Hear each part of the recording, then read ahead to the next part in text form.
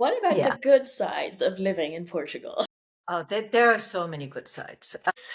Well, it's a very beautiful country to start with, but it's also a really gracious country. Mm, The very thing that makes it difficult also makes it wonderful, which is that things happen slower and things happen face to face.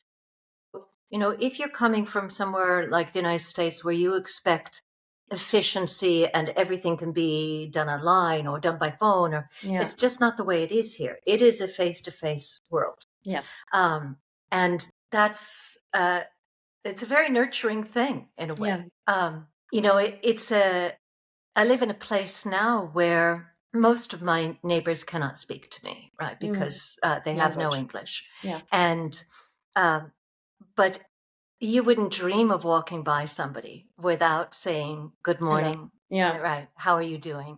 All well. Mm, Um, so it's gracious, it's warm.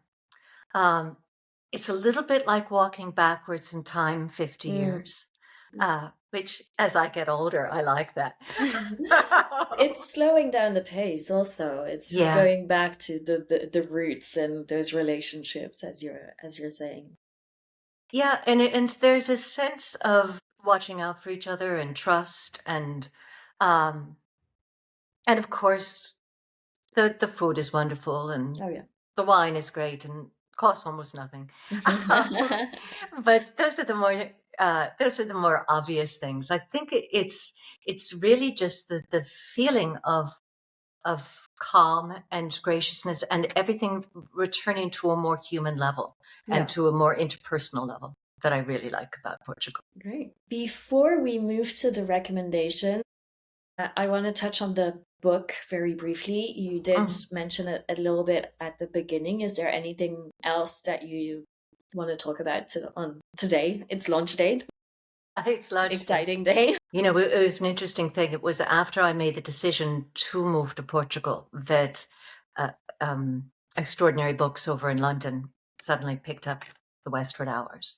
I had actually just sort of sat on that book for a few years, that I'd gone through a period of um, choosing just to be a little bit more reclusive Mm, and uh, and just wasn't pushing it out there when I got a call from my old editor in London, who was with a new house, and he had read it previously and loved it, and asking if it was still available. I said, yeah.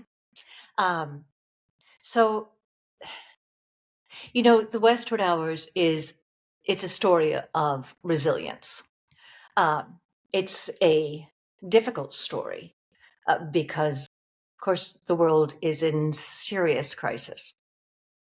Um, And but where the hope lies is in a slower world. So there's parallels with being here in in Portugal. Portugal. Yeah. It's in the slower, more invisible processes of the resilience of the earth itself.